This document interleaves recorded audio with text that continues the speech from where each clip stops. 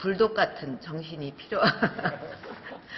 불독보다 진돗개가 더 한번 물면 그냥 그 살점이 완전히 뜯어져 나갈 때까지 안 논다 그래요. 그래서 진돗개를 하나 딱 그려놓으시고 우리는 진돗개 같은 정신으로 한다. 뭐 하여튼 이거를 없애기 위해서는 우리가 모든 수단을 다 동원해야 된다고 생각을 합니다. 예. 네, 허 교수님, 저희가 사실 저 발언을 접했을 때에는 그냥 국정과제 수행을 빨리 해야 한다 이런 취지로만 좀 받아들였었잖아요. 예, 예. 이제 저 화면을 볼 때는 뭐 그냥 열심히 하라 이런 정도로만 느꼈는데 그렇죠. 실제 저 안에는 뭐 이제 무시무시한 그 지시가 있었던 거죠. 좌파 척결을 해서 전심을 다해라 이런 이야기입니다. 저 회의가 방금 나왔던 것처럼 2014년 2월 5일 회의 아닙니까, 그죠? 그런데 이제 2014년 5월에 가면은 무슨 일이 생기는가 하면은 민간단체 보조금 TF라는 걸 만듭니다. 이거는 청와대 전 수석실이 다 참여해서 만드는 건데요. 여기서 463개의 정부위원회 전수조사를 합니다. 예. 그렇게 해서 8,000명의 명단과 3,000개의 단체를 좌파로 분류를 합니다. 그러니까 저렇게 뭐 우리가 이제 저때 당시 TV로도 저게 다 나오지 않았습니까? 저렇게 볼 때는 그냥 일 열심히 하라 이런 정도로만 들었는데 사실은 저 속에서 엄청난 지시가 있었고 그 구체적 지시에 따라서 좌파를 척결하기 위해서 문화계 정부위원회 각종에 있는 좌파 인사, 좌파 단체라고 분류된 사람 이런 어마어마한 그 리스트를 만들게 되는 거죠. 불과 석 달도 걸리지 않았다는 겁니다. 이게 고 박사님 드디어 이제 어제 재판에서 박 전 대통령의 저런 이 여러 가지 언급들이 지금 살벌하게 지금에서 이제 다가오는 거잖아요. 그런데 매 회의마다 저 얘기를 계속 반복한 진짜 속내는 뭐라고 봐야 될까요? 저는 뭐 진돗개 얘기 나올 때 그 당시는 규제, 철폐 이런 것들이 아주 뭐 사회적 관심사고 또 철폐해야 할 그런 대상이었기 때문에 규제, 철폐 이런 거 할 때 정말 진돗개처럼 물고 늘어져가 규제, 철폐를 없애라 했는지 지금 보니까 완전히 다른 얘기네요. 그러니까 좌파 척결 이런 얘기를 하면서 저렇게 이제 강한 언급을 한 것 같은데 저는 박근혜 전 대통령이 반공을 국시로 했던 그리고 정적에 대해서 용납을 하지 않았던 아버지 박정희 대통령을 유신 시대부터 쭉 영부인 역할을 하면서 배운 거 아닌가? 그것이 몸에 체화가 돼가지고 그 이후로는 바뀌지 않은 아시다시피 물론 뭐 당연히 구속이 돼야 하지만은 박근혜 전 대통령 시절에 이석기 전 의원 구속이라든가 통진당 해산 또 정교조 불법화 그리고 민노총 한상균 위원장 구속 등 하여간에 좌파, 진보 이런 부분에 대해서 아주 매섭게 칼날을 들이댔고 박근혜 전 대통령 생각 속에는 진보라든가 좌파는 종북 내지 친북으로 이렇게 등치시키는 그런 생각을 가졌기 때문에 이건 당연히 척결돼야 한다. 반공 국시를 한 아버지의 그런 생각 속에서 그런 생각을 가졌던 것 같고 또 하나는 박 전 대통령이 정치적인 면에서도 그런 상대랄까 반대하는 사람들을 용납을 못한 것 같아요. 그건 타당과 자당을 가리지 않았고 그랬던 것 같아요. 그래서 뭐 박 전 대통령 그 시절에 야당과 어떤 정치적인 쟁점 있는 사안에서 타협한 적이 한 번도 없었고 또 하나 자당의 원내대표 유승민 후보가 뭐 못할 말도 한 것도 아니지 않습니까? 당시 원내대표인데. 그래서 그 당시 뭐 증세 없는 복지는 허구라는 얘기 하나 오고 특히 국회법 개정안 정부가 시행령을 통해서 마음대로 이렇게 법을 어기는 거 그런 부분에 대해서 제동을 걸자는 그 국회법 개정안을 청와대의 뜻에 어긋나게 처리했다 해가지고 완전히 배신자 낙인을 찍었던 거 아닙니까? 그러니까 그때는 원칙론자인 줄 알았는데 지금 와서 보니까 이게 이분법으로 나눠서 그렇죠. 반대파 용납 안 한 거다. 그런 것 같아요. 예, 말씀하신 것처럼 변호사님. 이 업무 스톱에 드러난 일부 내용만 갖고도 박 전 대통령의 가치관을 좀 엿볼 수 있을 것 같아요. 그러니까 이제 아마 그거는 있었어요. DJ 노무현 정권 이후에 이제 MB 정권이 들어서고 나서 그 이후에 친박계에서는 정권 재창출이라고 안 하고 정권 교체라고 그때 얘기를 했었죠. 친이 친박이 워낙 그 색깔이 다르다 보니까. 예. 그런데 그 사이에서 보수층에서 일부 보수 세력에서 이 좌파에 대한 해결이 좀 나야 되지 않느냐, 이거 너무 심한 거 아니냐, 이런 요구는 있었어요, 분명히 그때 보수 세력들에서. 그런데 그러면 그런 강성의 목소리들을 청와대에서는 좀 걸러가면서 했어야 하는데, 보수 정권이니까 보수 정권 색깔에 맞는 뭐 코드 인사들을 할 수 있다 하더라도, 그런데 지금 거기에 특히 박근혜 전 대통령 특유의 가치관이 이게 반영이 되면서 이렇게 이제 초헌법적인 일까지 이루어지게 된 건데요. 저는 여기서 이런 시대는 이제 종말을 고해야 된다. 이렇게 타 세력에 대해서는 절대 같이 공존할 수가 없고, 정말 뭐 이해찬 의원 표현대로 뭐 괴멸시켜야 되는 세력으로 보는 그런 시대는 이제 박근혜 정권으로 끝내야 된다라는 말씀을 좀 다시 한번 하게 됩니다. 그렇군요. 지금 구속 수감돼 있는 박근혜 전 대통령이 본인의 말 한마디 한마디가 이렇게 수첩에 고스란히 적혔다는 걸 알면 어떤 생각을 하고 있을까요? 과거 국정 운영에 대해서 얘기할 때도 이런 얘기를 한 적이 있습니다. 들어보시죠. 자기 나라 역사를 모르면 혼이 없는 인간이 되는 것이고, 바르게 역사를 배우지 못하면 혼이 비정상이 될 수밖에 없습니다. 이것은 생각하면 참으로 무서운 일입니다.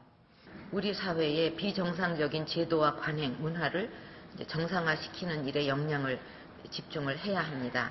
작은 과제 하나라도 비정상의 뿌리가 뽑힐 때까지 끝까지 추진해 나가는 것이 중요합니다. 그때 들었을 때와 지금 어느 정도 사전 지식이 있고 들었을 때 말의 무게가 좀 다른 것 같아요. 조금 여러 가지 생각이 많이 듭니다. 어제 수첩에 또 이런 내용이 있었는데, 이현정 의원님. 네. 저기 이명박 정부 때는 좌파 척결에 한 일이 없어 나라가 비정상이었다.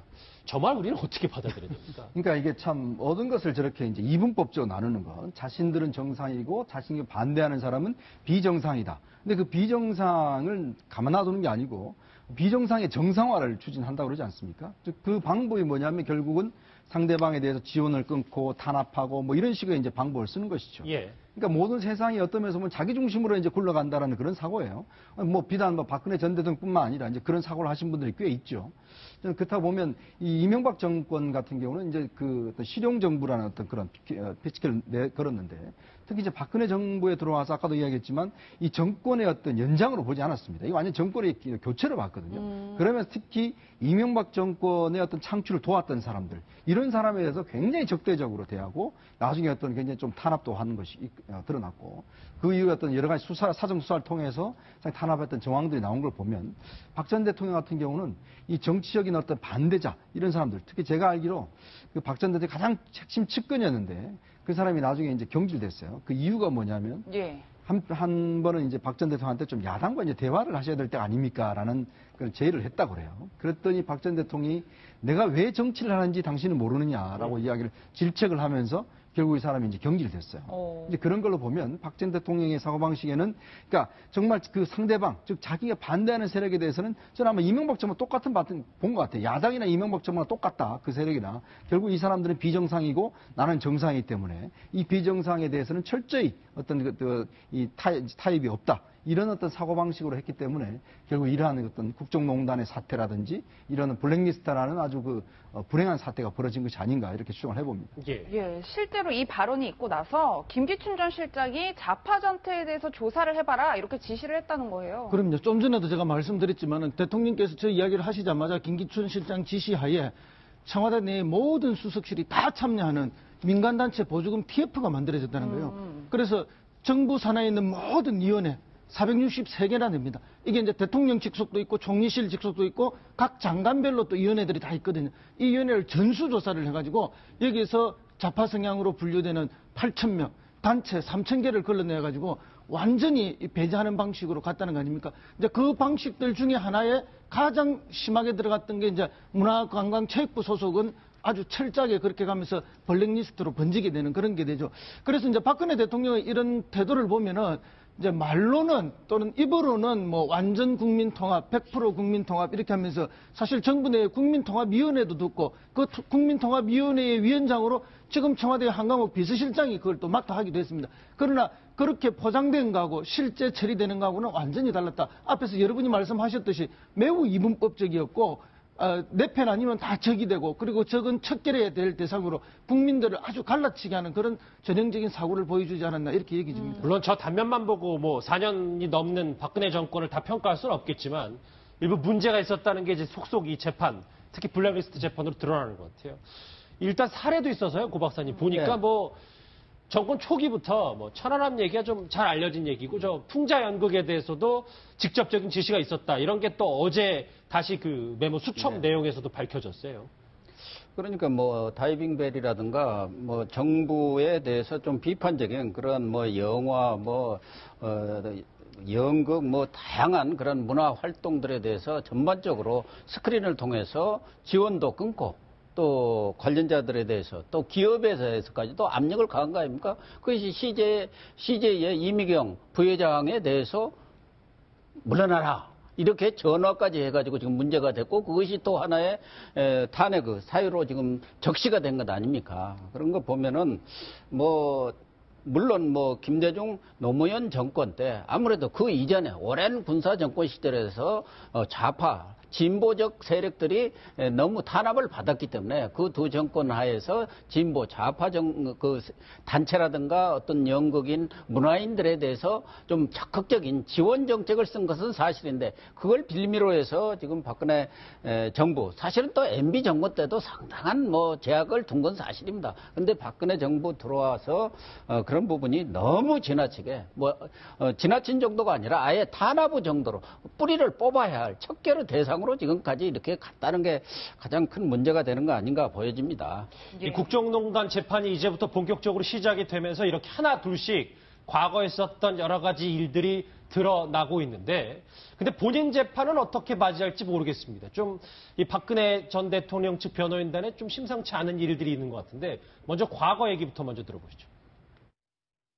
지금 시간이 12시가 넘었는데요. 네. 사실은 제가 조금 당뇨가 있습니다. 아, 네네. 그래서 시간을 조금 주시면은 제가 조금 어지럼증이 있어서 음식을 조금 먹어야 되겠는데 그 시간을 좀 주실 수 그러시다면 그 부분은 다음번에 하시는 것으로 하시고요. 오늘 별로는 여기서 아닙니다. 종료를 저는 하시죠. 오늘 하겠습니다. 오늘 꼭 하셔야 되는 네, 이유는 제가 뭔가요? 오늘 하겠습니다. 하겠는데 왜 변론을 막으십니까? 예, 보시는 것처럼 탄핵 심판 때 뭐 재판을 지연시킨다는 논란이 있었는데 이번엔 유영하 변호사가 뭐 400여 명이 넘는 증인을 신청할 수도 있다라는 취지의 말을 해서 좀 논란이 되고 있어요. 그러니까 이제 그 준비 기일이 한번 있었잖아요. 그때 보면 이제 증거 목록을 내놓거든요. 검찰에서. 거기서 아마 진술조서에 등장하는 사람들이 한 432명 정도 되나 봐요. 근데 문제는 이제 저 사당 부분이라고 하는데 아마 상당 부분인 것 같은데요. 예. 그 부동의를 하겠다니까 한마디로 이 재판의 증거로 못 쓴다라고 동의를 안 해주면 저기 진술조서에 진술한 사람들을 다 불러다가 증인신문을 해야 돼요. 예. 그게 원칙인데 그런 의미에서 지금 유영하 변호사가 그러면 432명 다 할 수도 있다라는 이제 좀 엄포성 얘기를 했는데 좀 유사한 사례가 지금 최순실 씨의 첫 번째 재판에서 재판장께서 이렇게 많이 신청하면 못한다 그래서 좀 취사 선택을 했거든요. 아마 박 전 대통령의 경우에도 뭐 432명을 다 부를 일은 없고 또 관련 사건들이 아마 어쩌면 특히나 이재용 부회장 사건 같은 경우에는 뭐 선고가 날 수가 있단 말이죠. 예. 그러면 관련 사건들이 있기 때문에 아마 좀 재판부에서 취사 선택을 해서 증인 신문을 받을 걸로 보이고요. 근데 유영하 변호사의 저런 첫 발언은 이 또 형사 재판도 좀 헌재 재판처럼 그렇게 시간을 끌면서 또 여론전도 하면서 그렇게 가려나 싶어서 좀 걱정이 됩니다. 저렇게 위원장님 400명 넘는 증인신문 1심이 많이 길어지면 우리가 알고 있는 뭐 정호성 뭐 이런 사람들 다 석방될 수도 있는 거 아니에요? 그렇죠. 지금 이제 집중 심리를 이제 재판부에서 하겠다는 거거든요. 일주일에 2번씩 이제 재판을 열어서 이제 계속 하겠다는 건데 문제는 원래 특검에서 기소한 사건이면 3개월, 그다음에 일반 검찰은 6개월 내에 1심 판결이 나야 됩니다. 예. 그런 상황에 지금 이제 장시호라든지 정호성 같은 경우는 지금 이제 다음 달쯤 되면 이게 이제 그 석방이 되게 됐어요. 이미 구속 기간이 이미 6개월이 넘어가기 때문에. 왜냐하면 이게 이제 지금 공범관계로 묶여 있기 때문에 사실은 이제 박 전 대통령에 대한 혐의가 이제 나야지만이 같이 이제 되는 것이거든요. 예. 그래서 아마 다음 달 넘어가면 아마 이 두 사람이나 다른 몇몇 사람들은 일단 석방이 되게 돼 있습니다. 그래서 아마 이제 불구속 상태에서 일단 재판을 맞이하게 되거든요. 근데 만약에 박 전 대통령 재판이 이제 만약에 계속 늘어진다라고 한다면 지금 뭐 432명을 전부 다 지금 예를 들어서 불러서 다 현장의 재판정에서 증인을 하고, 왜냐하면 이게 그 진술 조서를 증거로 능력이 인정하지 않으면 직접 재판장이 불러서 직접 거기서 이제 해야지만이 그게 증거 능력으로 인정이 되거든요. 예. 아마 그런 걸 노린 것 같습니다. 그렇다 보니까 지금 일단 재판부 자체는 보면 지금 일주일에 2번 하지만 이 2번도 상당히 모자랄 수 있는 그런 가능성이 있죠. 그러니까 아무래도 이제 1심 재판 나기 전에 박 전 대통령 석방할 수 있는 그런 가능성도 지금 배제할 수 없는 노림수가 있는 거군요. 예, 이수희 변호사님, 그런데 사실 변호인에게는 재판에 협조할 의무도 있을 것 같은데 네. 이런 식의 행동이 긍정적인 효과를 가져오게 될까요? 이제 그 뭐 재판부에 우선은 뭐